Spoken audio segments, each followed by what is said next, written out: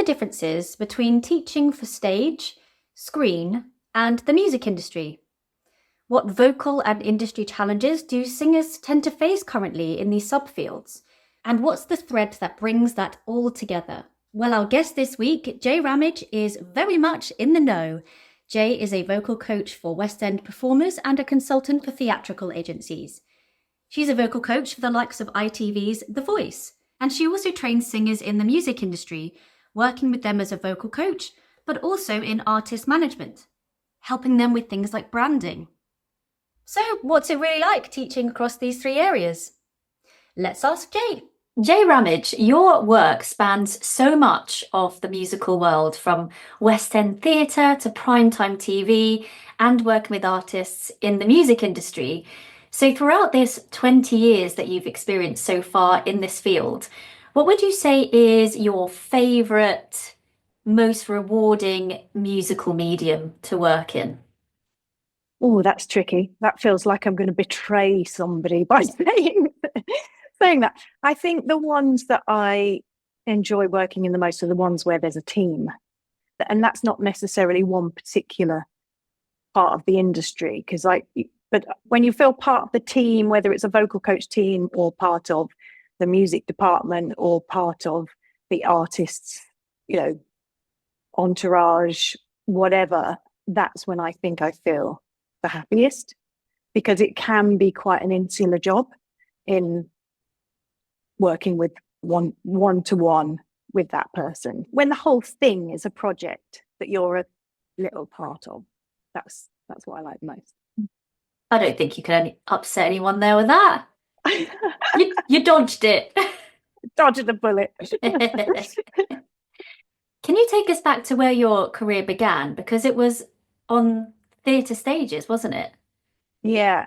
I think I got into musicals with my gran and granddad. They would come and stay with us, and my gran and my auntie Betty loved old Fred Astaire musicals and Gene Kelly musicals. So I think that's where I really got my initial love for musicals. I then became a massive Madonna fan and loved 80s music. So then I got quite into 80s pop and the whole dance thing with pop. So because I just got into the musicals, I started dancing. Then we had artists, actually probably early 90s, but Janet Jackson, Madonna, where they did these dance extravaganzas. And that to me was just like brilliant. I loved that. So I think it was a dance angle that I got into first, which got me into theatre. And that whole dance thing then opened up the pop world, I suppose. I don't dance anymore. But What sort of musicals were you involved with?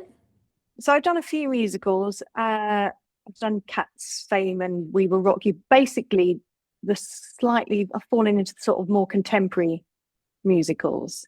Although I love the oldies and I love the classics, but I didn't sort of fall into that camp. I think it was like a rainy Saturday afternoon, and I was at my nan and granddad's watching Calamity Jane.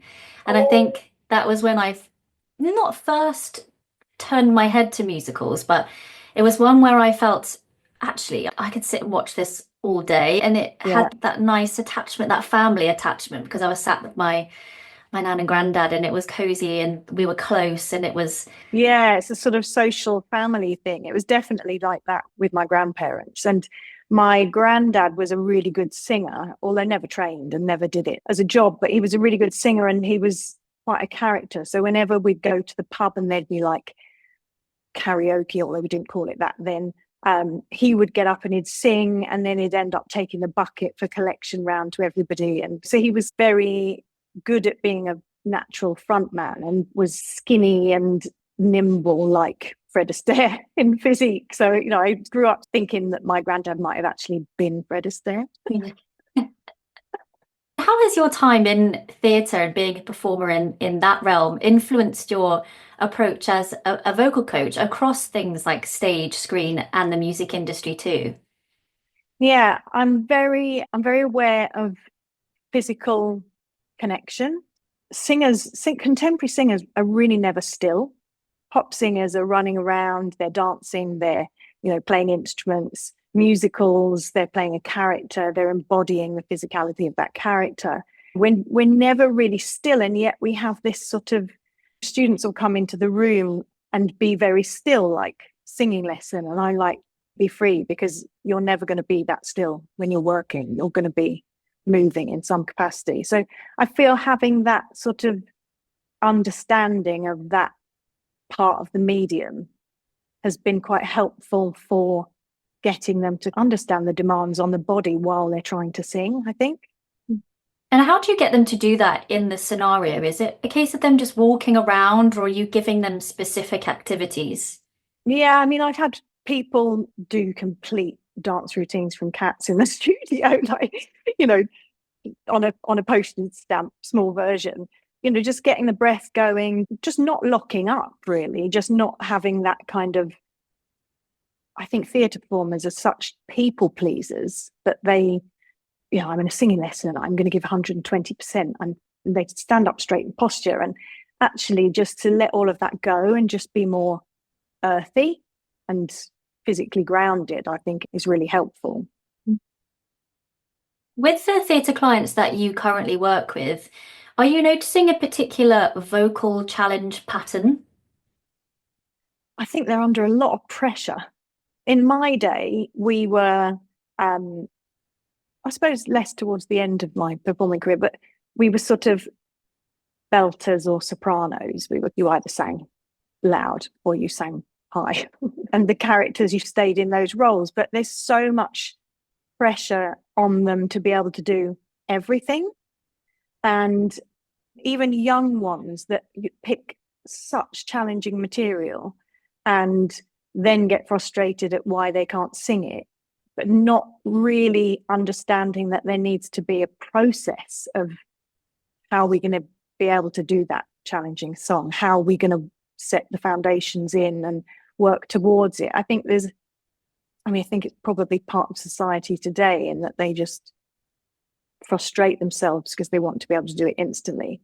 And they're, technically challenging songs that need vocal technicians to deliver them, and still find them difficult. So I think the demands and the pressure that singers put on themselves to be able to just do it without putting in lots of groundwork, I think that's something I see a lot. And obviously with fashions of high, loud riffs and all of that just adds to that frustration for them, I think.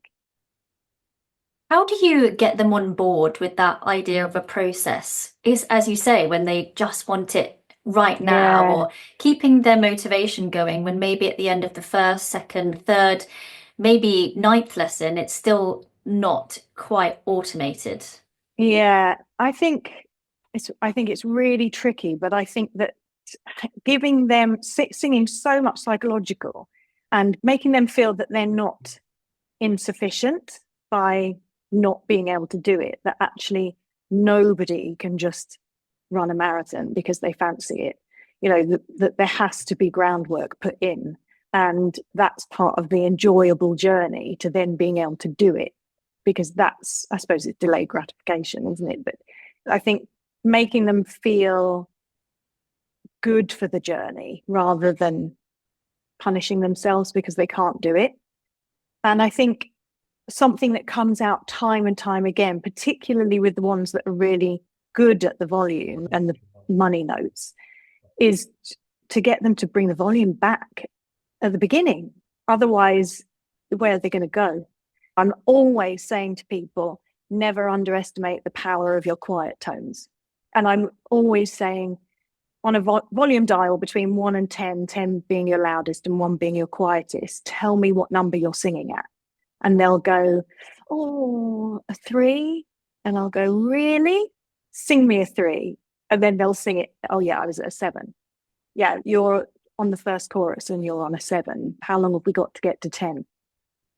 And I think as well, I think that's self-analysis. And I also understand that, because I don't think I was very good at self-analysis when I was singing. And they've got tools to be able to analyze themselves really easily with, we had dictaphones and we have to rewind and listen. We didn't have access to that. In a lesson with a student, and I'm saying, I think you're too loud at that point in a song. Okay, half the volume. I still think you could come back. I think you could half again. Keep halving. I mean, there's not that many halves in a whole. Keep halving, keep coming back. And then I said, okay, I'm going to record you, and recorded her. And the first thing when she heard it back was, I'm too loud. Yeah, you are. And you've got nowhere to go. But she couldn't analyze that as she was singing because of how she wanted it to feel and how it felt good to her to project that volume. So I think having a really good sort of self-awareness of monitoring those volume levels, so that in a song that's 5 minutes long with 5 choruses and 2 key changes, how are we going to get to the end if you start at 7? Yeah, without trading off a lung, Yeah, the pancreas, and an arrhythmoid. and somebody else's ear as well. It's got to be pleasant to listen to. And although it feels nice to be loud, you've got to choose those moments of putting that impact in and making it the most impact when it can be, which is often doing that loud sound once in the song. How much of this is actually the responsibility of how we've perceived sound in terms of how we are listening to music and how we then actually put a different pair of ears on to say, actually, they're using maybe a resonance strategy, or actually that sound is not chest voice M1 thick fold being dragged up. It's actually a little bit of this. Yeah, I think it's detail, those details, and also with recording processes, that vocal that may be high up in the mix, so they hear it as loud, may not have been sung loud. And I think it's about learning to listen to other people, learning to analyze. And I was definitely guilty as a youngster of just, that sounds great, I'm going to do that, just how it feels. And I'm not going to think about it. I'm going to do what emotionally comes out, and it's going to be epic.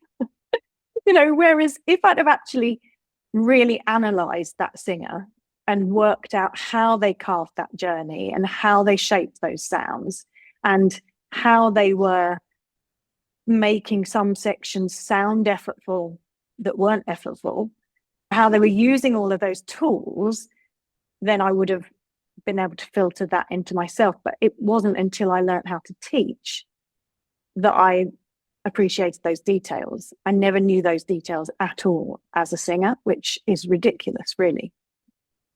We've asked a few people who have come on the podcast before, how much of the science do you feel the singer needs to know?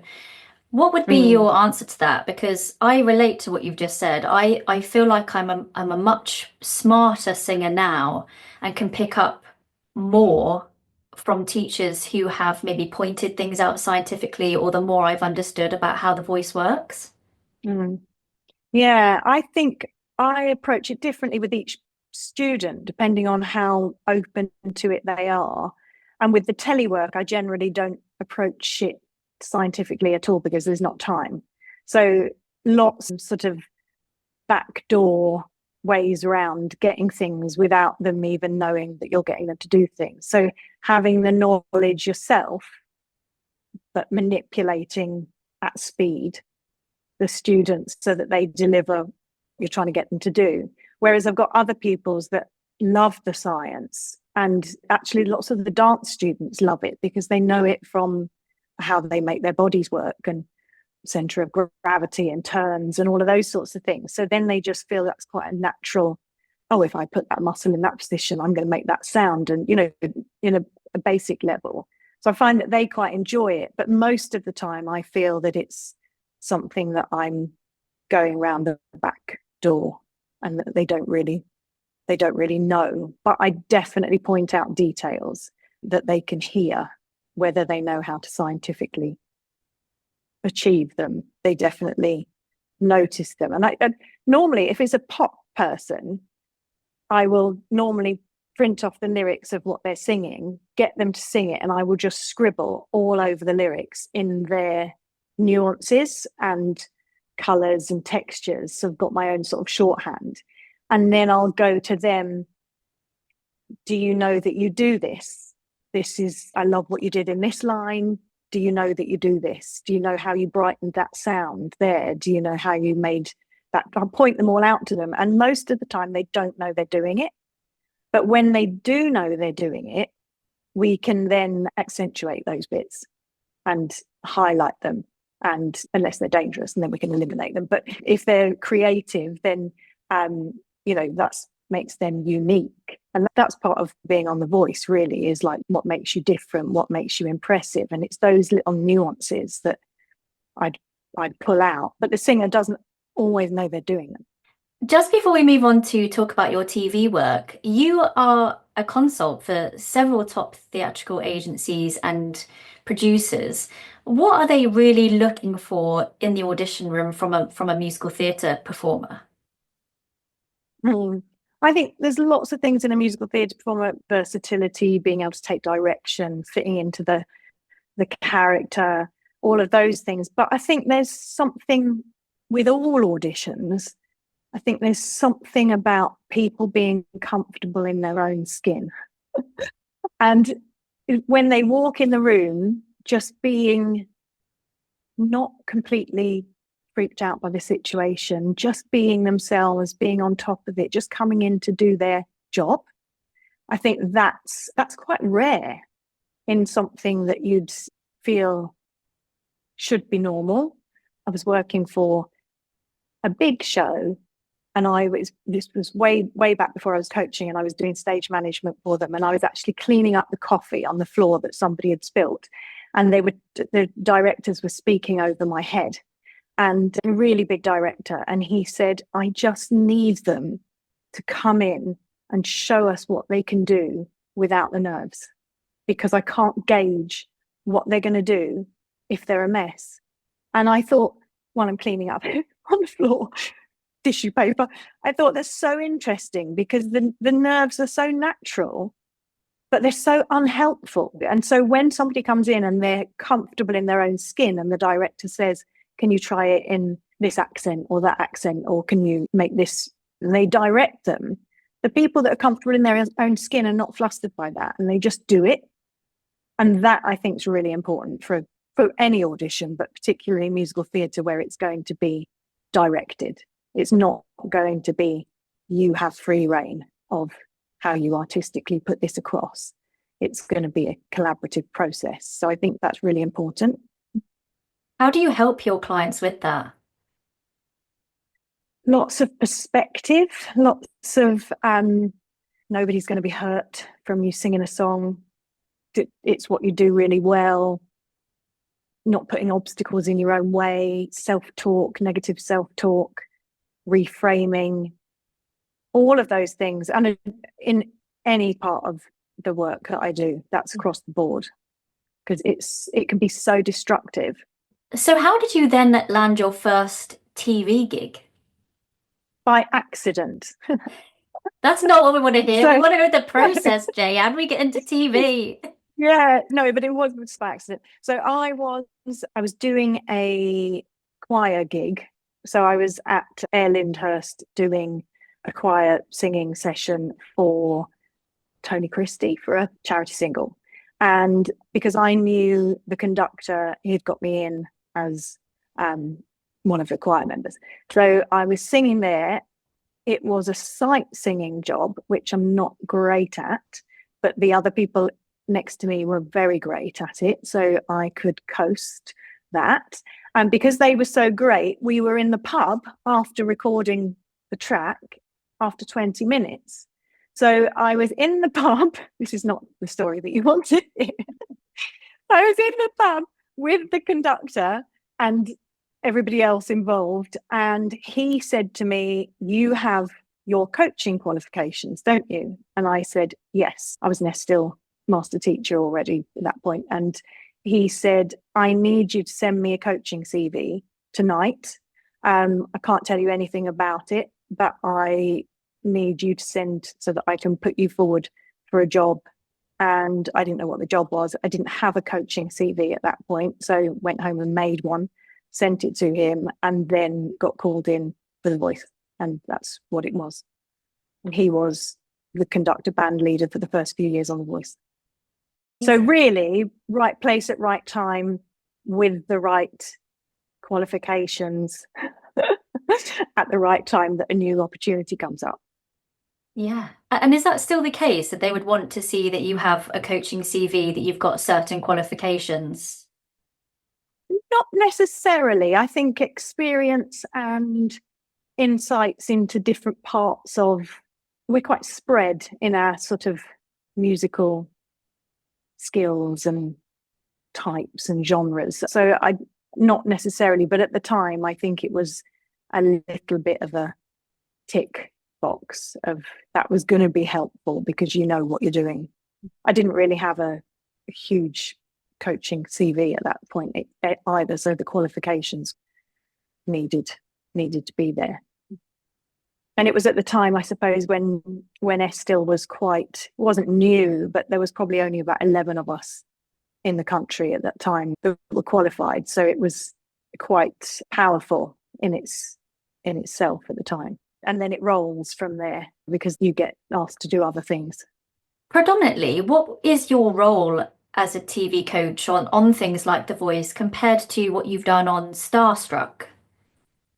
Yeah, they're totally opposite, which is why I was quite interested to do Starstruck, because The Voice is all about making that singer, making their blind audition as impactful as you can and helping them achieve that, which you often do by their individuality and their uniqueness. Whereas Starstruck was making people sound exactly like somebody else. So that needed really deep analysis from our part on the artists that they were doing impressions of. And it was so interesting because there's some artists that I didn't think, when you think of Amy Winehouse or Tina Turner, or you think of those artists, you think there's loads of characteristics, there's loads of things that could make somebody, they're not easier to do an impression of, but they're very distinctive. And then there was other artists like Bieber and George Michael even, that I was like, oh, is there going to be as much like defined, characterized sounds? But when you start to analyze them, they're everywhere. Like they're George Michael, I'll never listen to in the same way again. So much detail in his style. And I never particularly would have thought that before diving in and unpacking. And then you go through it with these people that are going to emulate him. And, you know, we're going through letter by letter, sound by sound, consonant by consonant, trying to resonant changes, all sorts of things. It's fascinating. Whereas The Voice is all about, you do this unique thing, let's pull that out. So they're completely different ways of working, but, you know, both interesting from a vocal aspect, but yeah, completely different. What did you find out that most surprised you about George Michael? I don't know. Just, I think because I feel that he's like a really sort of clean, rich, round, toned singer, very controlled, very technically approached, I suppose, that I hadn't picked up all the sort of more guttural sounds that he has, the creaky onsets, you know, there's so much in there that's not as clean as I'd thought it was. Yeah, just little details and the way that people, you know, I can't think of a word off the top of my head, but, you know, the way their W's shape, or there's some sibilants in their S's, or things like that you maybe just don't notice till you dissect, and then you're like, oh, there's a lot going on there. Yeah, I wonder whether he would have picked that out in himself. Who knows? Maybe not. Maybe not, unless he came to me for a lesson and then I'd be like, do you know that you do this? I know that you said that you went into TV by accident, and we spoke also to, I think, one of your colleagues, Jono McNeil, who you work with on The Voice. How I love can Jono. Yeah, lovely guy. And he gave us some really good insights to The Voice and also Masked Singer, although he wouldn't tell us the secrets. Damn him. He And signed an NDA. couldn't get it. But how can people like us, the listeners, get into a TV project? Yeah, it's quite tricky. I think it's being known, so you know people that can pull you in. It's a very particular type of working. So I think people are maybe sometimes resistant to bringing new people in because there's no time to train people to do it or to even brief them. It's just fast. When people know that somebody's got experience in it, it's easy to just throw them in and they'll just deal with it. So I think I suppose it probably is a little bit closed shop like that. But saying that, there are ways of people needing covering. Can't do that whole contract. Can we job share to fit it in? So being on people's radar, I think, is really good so that you get people phoning and saying, I need cover on this day, and then you meet people and then get in and make your mark. But I do appreciate that it's tricky in a kind of closed shop type way. We spoke to Katie Holmes Smith recently. She's just come off of Adele's Las Vegas residency tour, and we asked Yeah. her about getting involved in something like that. And she mentioned that it blew her mind when some friends of hers literally DM'd the musical director on Instagram. Is that something that would work in this venue, do you think? I don't know. Yeah, I think it's so tricky. I suppose maybe cultivating those situations like the one that I had by accident. Maybe being in situations where those people are that could be influential in opening doors, maybe even conferences and things where people will be, and just making yourself known. Not sure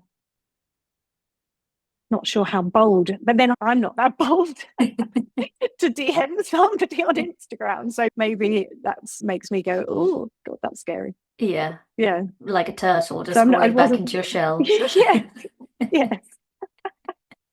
So it probably wasn't very helpful in that answer. No, it's okay. There's all the producers on The Voice and everything will start getting loads of DMs now. Yes, do it. I'm just pressing the pause button on the podcast for a very brief moment to invite you to book your free BAST call. If you've been thinking about joining the BAST community through one of our courses, but you just don't know which option is the best for you, then why not book your free Zoom chat with our very own Kimberly George, who has all the answers. Head over to basttraining.com/book-a-call/ and click that big blue button. That's basttraining.com/book-a-call/. Now, where were we? You mentioned that a common challenge for theatre clients was nerves and moving around and letting go. Is there something that is more unique to the TV clients that you work with when it comes to vocal challenges and the things that you find you have to guide them with technically? I think they're under a lot of pressure of time build. So on the Voice, it looks like we kind of coach them for 2 minutes and open the door and shove them on. But we worked with them quite a lot by that point, and they've had rehearsals and they've had lots of meetings about songs, and they've had camera rehearsals, and they're quite well prepped. So much so that sometimes they're a bit bored with their song because they're so rehearsed. And I think the pressure of having to deliver the best version that you can in the 1 minute that you get put on stage when you don't know what time that's going to be, I think that's really difficult. The problem with theatre, I think, is that the nerves come in for auditions less so than the every night performance, because that becomes normal. But with The Voice, they're prepped for months and months for that 1 minute and a half, and to deliver your best on that 1 minute and a half is really difficult. So It's just getting them not to peak too soon, getting them not to put that pressure on, and to just enjoy it, and to be, but all of these, that's easier said than done. I just think that they might not know what time they're going on as well, because they don't know running orders, because things like that can change, and you never know if the coaches are going to decide to have a toilet break and then the time is slipped back, and so they don't know when they're going on. So it's not like in theatre where they know Act 1 starts at 7:30. You know what you're doing at what time. The TV stuff doesn't work like that. It's on a looser time scale. And I think for a singer, I would find that really difficult, because I'd need to be a little bit more organised in my build-up. So we try to organise their build-up, but that also then involves when they last ate, what energy they've got, whether they're tired, whether they've just spoken to their boyfriend on the phone. Like, all of those factors can come into whether they do a good performance after all of those months of prepping for it. And I think that's a real challenge beyond anything vocal, because if they're not there in their mind or their energy levels, then whatever you practiced vocally might happen, but it might not have that extra energy in it. And you're preparing these people for months, but how long do you actually have with them across that time? Are they small, short slots? Yeah, they're sort of little chunks where we always warm them up, and we will have a sort of half an hour before a camera rehearsal, and then we'll debrief afterwards so that we can go through notes and things like that. So if you did it in singing lesson terms, I suppose they'd have several chunks of singing lessons, but spread over different parts of the day. And they have band rehearsals, so they're equipped with their arrangement with the band. They've been sent away with a track for that, so they do know it really well. They are really prepped, but nothing can prep them for how they actually feel on the day and how they control their own approach to it. And sometimes they've never sung in front of people, so that's such a difficult thing for us to expect them to do. And before the blind auditions, you've got self-tapes, haven't you? So who watches those self-tapes? Yeah, so we now have self-tapes because of COVID. We didn't have self-tapes. So COVID's changed the audition process, which is a shame, because we used to tour around the country and have 10 people in a room and they'd all sing a cappella, and it was great fun. And you could really find some really inexperienced people that were brilliant, because it was just a relaxing, fun day out. We don't do that so much anymore, and they are sent to the casting team. So the casting team will watch the self-tapes and make initial decisions, and then we come in a bit later down the line now. So we used to be in right from the start, and now we're not so much. But they know they know standards, and it's a well-oiled machine. So they're more equipped to do it now than when they wanted our advice. Now it's not so needed. But yeah, that's a tragedy of COVID, I'm afraid, for us. And for singing teachers who might have singers or working with singers who really aspire to submit something, do you have any tips for how to go about picking their song or actually recording their self-tape? Yeah, so I think there's quite a few things with this. I think there is always a song every season. So when we would be going around the country, there would always be a song every year that everybody would sing. Avoiding that song is important. So I think it gets very difficult to compare singers when they're just singing the same song. There was one year it was Shallow. There was another year it was Rise Up. Various songs. I think our most heard song ever has been At Last, Etta James. And they're great songs. And I can see why people pick them, because they're great vehicles for the voice. But it's really hard to be objective when it's the 30th time you've heard that in the day. So I think being a little bit out of the box with the song choice is good. I think individuality is what, that is key to being noticed in a way. And singing a song out of gender or out of style, or having somebody play the guitar so it doesn't sound like the original, things like that could be helpful. Being comfortable in their own skin, just being normal, just being them. I think they don't have to fit into any box. I think they always think, I'm going to fit myself into that box. I'm going to go into the such and such category. And actually, they don't have to do that, because the show is cast on what people present to us. Contestants make up the show. There is no show without the contestants. And whatever they bring they bring it, and it catches our eye and ear. So people don't have to force that. They just need to be themselves. But knowing what their individuality is, what is your USP? What is going to make you memorable at the end of the day when they're discussing who they've seen. And I've had so many students go to me, they just want a story. It's all about your grandma or whatever. And I agreed when I first started to work on it that you kind of need some sort of hook. But then the more I've done in artist management, then I'm like, you need a hook for a record label. You need a hook for them writing an article in the line of best fit, because they can't just go, this person's released music and it's brilliant, go and listen to it, because nobody's going to go and listen to it if you say that. But when you say, this person who grew up on a farm in the Outer Hebrides or whatever, and bring a story in, then all of a sudden there's a brand and a visual, and then people are interested. So thinking about that before they apply, who am I as a person? How is that reflected in my singing? How is that reflected in my personality? What is my USP?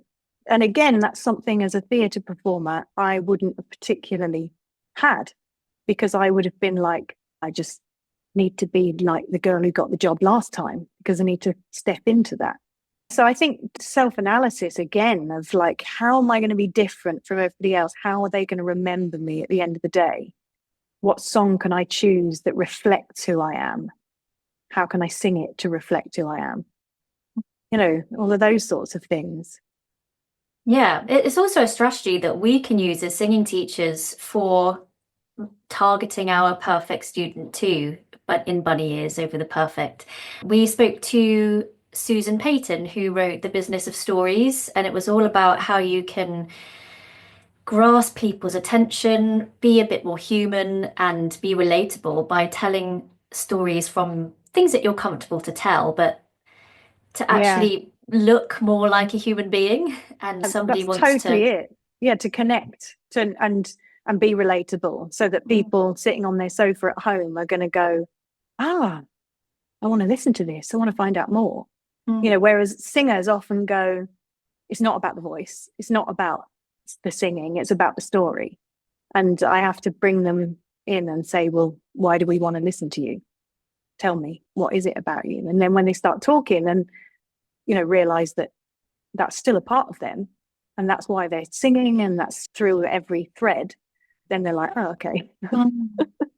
And this is just another string to your bow, isn't it, Jay? You're an artist manager now. You work with a roster of artists. So what is it like being an artist manager? What do you do? Yeah, so this is another thing that kind of happened by accident. I think because I was nurturing artists and developing their songwriting. I'm not a songwriter, but again, from analysis and hearing stuff and analysing things for A&R for artists that I coach, and I think I've just got analytical about that. And so if I'm working with a singer who wants to go into pop, then I'd be like, how are we going to take this further? we need to write. Let's start your writing. And I'd nurture that and guide that. And then I found that with a lot of them, I was then handing them over, getting them opportunities with artist managers, handing them over to labels. And then they're gone from me. And it's not that I need to be possessive and keep them, but sometimes you don't feel you haven't quite got them as far as you can get them, and you want to carry on being that part of that process. And also for various reasons, you've become part of each other's, the ecosystem of their project. And that's how I've fallen into it, because there's so much admin that needs to be done when the artist just wants to be writing the songs and singing them. That admin side of it is overwhelming and really distracting for them, and needs to be done, because if they're going to make any money in the music industry, debatable anyway, but if they're going to attempt to, then they need to have their songs registered with the royalties collection at societies, and they need to have T's crossed and I's dotted. And I found that I was then learning how to do all of that stuff to make sure that the artists that I was coaching were hooked up and prepped and protected in those things. And it was from learning all of that that I took on that admin role with a lot of them. And then just using contacts and connections and hooking in tried and tested photographers and videographers, and you start to build a little pool of people that you trust and that becomes your part of your music project family. At the moment, I've just got one. I've got a boy called Blair Gilmore, who is just turned 19, and he's incredible, really great live performer. He started playing drums because he'd got Tourette's tics, which is actually quite common in musicians. And it was the only thing that would calm his tics. And then he was so good at it, he then just picked up a guitar and then could just play it. And then his mum bought him a keyboard, and he came to a group class that I was doing online one day and said, I don't know how this is going to be, but I've written a keyboard instrumental break in the middle of the song that I've written last week. I'll try it. And then just like a arpeggiated kind of sonata in the middle. So just incredible. And then obviously sings. But again, I've worked with him for several years, and at the beginning, he would be a typical teenager, disorganized. And I'm like, yeah, but that's verse 1. We need to get to that, and then you're just guiding all the time to get them to that point. So I like that kind of organizing the start of their process. Now you've said that, I can imagine your house is really tidy. It's really tidy. Very minimal and very tidy. Yes. To learn all of that stuff, the royalties and the copyrights and things like that, do you have any helpful resources that us singing teachers might want to check out? Yeah, I've done a few courses at the School of Music Business, which is run by a great guy called Matt Errington. And when I first started doing this, he was my consultant. So I would list all my questions, and then I'd go to him for an hour and say, I'm firing all these questions at you, and he'd fire the answers back at me. And so he was like my sort of, like a mentor, I suppose, in a way, consultant. And then he still runs School of Music Business, and I've done music marketing course with them, how to run a record label course, various things. And I've since worked for Matt, so we know each other quite well now. So he's a great resource. And since, I suppose it was might have been COVID that pushed him online as well. So all the courses that he did, that he holds, I think he still holds some in person in Holland Park, but he also then moved everything online. So then it's more accessible for global people to learn his UK music, because it's different, royalties have different collections, societies, and it's complex. I definitely haven't cracked it in music business. It's really complex, and it's ever changing at the moment, and sometimes find it quite disheartening, because there is so much creativity, I think teenagers are so creative. I think they get a really bad rap at the moment, but they are so creative. And because they've got access to any music in YouTube and Spotify, they're not as single-minded tracked as people think they are. So for me, I think they're so creative and think outside the box, and they can record music on their own laptops. They can be creative with music tech. They can put music out to the world, but getting it out to the world and getting it to pay money back to them in what they deserve for it is really difficult.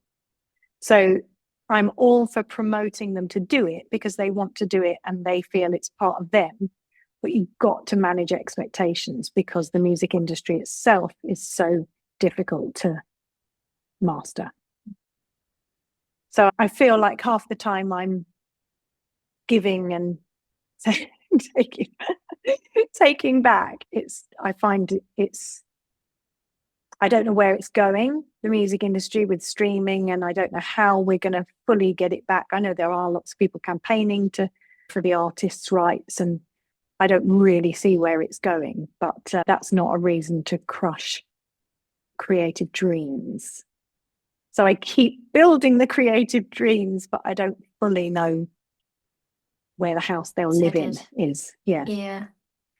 We spoke to Trudy Kerr not so long ago, head of vocals at LCCM, and she mentioned that some of the artists coming through into the school almost show up as bedroom singers. It's where they've maybe through COVID not been able to find space to sing out or to explore with different dynamics in their voice. Are you noticing any of that as well? Yeah, definitely. I think it promotes creativity in some ways because they get to know technology and effects and all of that sort of stuff, but they don't necessarily know the live craft.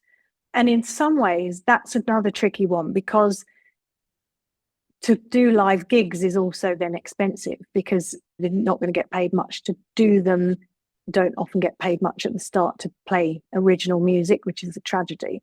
You could get a gig at a wedding and get paid nicely for singing other people's songs, but they're not going to want to hear originals, which is such a shame. So those gigs are hard to get that pay money. And so there's not an incentive for them to get out and play live either, because then if they're going to replicate what they've done technologically in their bedroom on the stage, then that's going to involve other musicians, which they'd then have to pay, or some kind of tech equipment that's going to kick stems out and emulate what they've done. So it's difficult because the incentive to get out and play live is not necessarily there because it's so costly. And then again, that's the same thing. Promote the creativity. Where are you going to put it? Yeah. It seems a really tricky one to navigate, but you're being driven by art, and art is so important for our humanity. So important. And it's being cut in all the schools, and it's a tragedy that creative dreams are crushed out of school curriculum and it's not seen as being important. And yet that's what teenagers are crying out for. They want to express themselves. They are creative. They do think differently, and it should be harnessed and for their well-being as well. And it's not. And then they come across somebody like me, and I'm like pulling their creativity out and praising them for it. But then in the back of my mind, I've always got this thing of what we're going to do with it because it's just so difficult. Yeah. And then that always brings me back to the expectation of when I manage people on temporary basis as well, I always have that conversation of what is your aim? Is your aim to make loads of money from putting your music out, or do you just want your music to be heard? Absolutely tell me what your aim is so that we can try and achieve it. And also be really honest if I can't guarantee that, because it's not like that you have a spreadsheet. With any other business, you'd put a spreadsheet and you'd have KPIs and you'd stick something in the top and it'd come out at the bottom. And if everybody does their job, you're going to get that. It's just not that at all. So you could be plumping money in at the top of the spreadsheet and doors are not opened, and then there's minus at the end, and for all of that effort.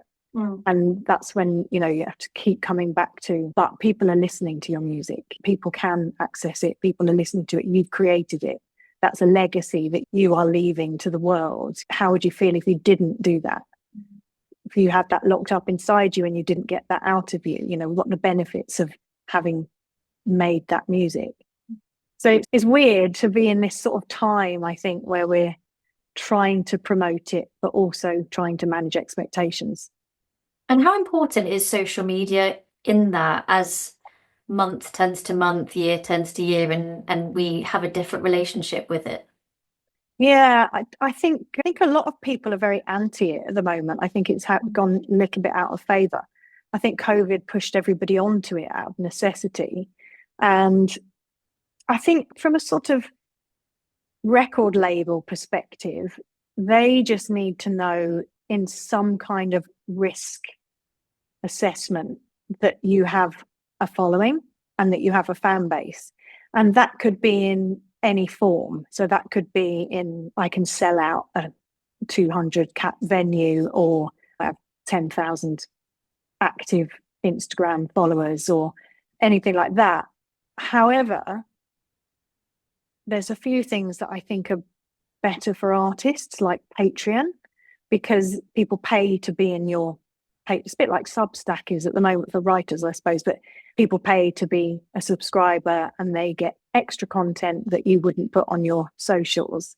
And that can become your self-fulfilling record label. If you have enough devoted fans, the irony is that if you have a Patreon that really shows a strong paid following that will really support you, then a label may get involved, because they've done all the hard work, they've proved they've got a following in Patreon. However, if your Patreon's doing so, you don't need the label, because then you can keep all artistic control and do it yourself, because you're self-funding. So it's all times of change. So social media, I think, is important in that it's a free tool to make yourself known and expose yourself to more audience. However, I think algorithms are making it quite difficult to get beyond your friends at the moment. So I think artists can feel very frustrated that they're putting content out and they're not seeing much newness come back from it. And I think there's also become a bit of a pressure to pay for ads, boosting, all of those things, which artists don't have budget for. So again, there's some good about it and there's some bad about it, but there is pressure to do it. And most artists don't like it, because I think they feel that it's taking away from what they want to be doing, which is writing and making music. But I'm always saying we got to reframe it, because it's giving you a stage. It's giving you a stage to put your music out to attract more people to it. So if we can reframe your mind to enjoy it, and also to make it easy as possible, document what you're doing so you don't have to do extra to satisfy your posts, which I'm rubbish at, because I am not that age group. So I don't have my phone out all the time taking pictures of that I'm working at and stuff. And in fact, sometimes I can walk away from, sometimes I'll be at the O2 with an artist and I'll leave and I'll go, I didn't take one photo today. I'm at the O2. What am I doing? That's perfect for social media. And I just don't do it. That's so nice to hear. That. It's so refreshing to be like, you were in the moment, you were just being there, and you didn't think, I need, obviously the photo's nice for your own memory, but I think it's just so refreshing to hear it, whether it's helpful or not, to like an artist. You were just there and you enjoyed it, and you've got the stories rather than missing half of the feeling because you were on your screen. Yeah. And it's in those situations, I feel as a coach, it's not about me either. It's about them. I never get to the point where I go, oh, let's just take a picture of this. Yeah, and I never take pictures really of me with the artists, because again, I'm coaching them. It's their time. It's not my time to go a photo and put it on my social. I can't cope. Yeah. You like, it's the turtle again. You've gone back into the shell. Perhaps that's the lesson in how to get into things, is that it's actually not be like me. Put yourself forward more. Well, Jay, I mean, you do so much. You're involved in such a broad scope of work. So how do you remain focused on all the different needs? Do you feel like you have to put a different head on for each thing, or do you find that they all kind of bring stuff together? I think they all bring stuff together, and I think the thing that they all have is that they're all human. They're all people. They're all people that have nerves. They're all people that have anxieties. They're all people that self-critique, all under pressure. They're all going to respond to somebody being calm, empathetic, understanding. They need care. They all need care. And I feel that human thread is across them all. And I think it's almost more important than the vocal stuff. I'm always thinking, what does this person need from me right now? And how can I deliver that? And often that's really quick decisions. Like as soon as somebody walks in a door for a rehearsal, as soon as they walk in, you need to read what they need and how you're going to approach that session.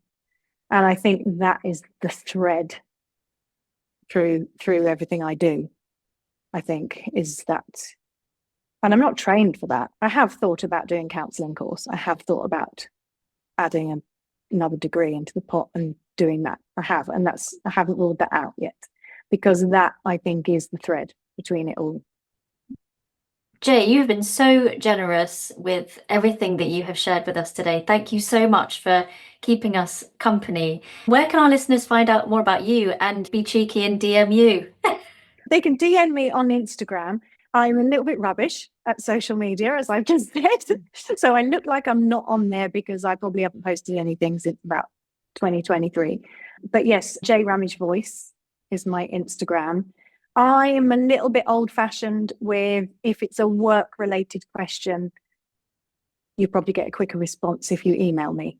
So info@jairamagevoice.com, which is my website. So if it's work-related and it comes into my inbox, it gets a little star, and then at some point it does get replied to. And then I'm on Facebook and all of those things, but not great at it. Oh no, Jay, it's been amazing. Thank you so much for your company. And we can't wait to see what more strings you add to the bow, even if there is no room left on the bow. Thank you so much for having me. Thank you for the chat. I really enjoyed it. I hope I haven't told any secrets. I always feel that when I've done a podcast, I'm like, did I spill any gossip? Did I tell any secrets? Gets me into trouble.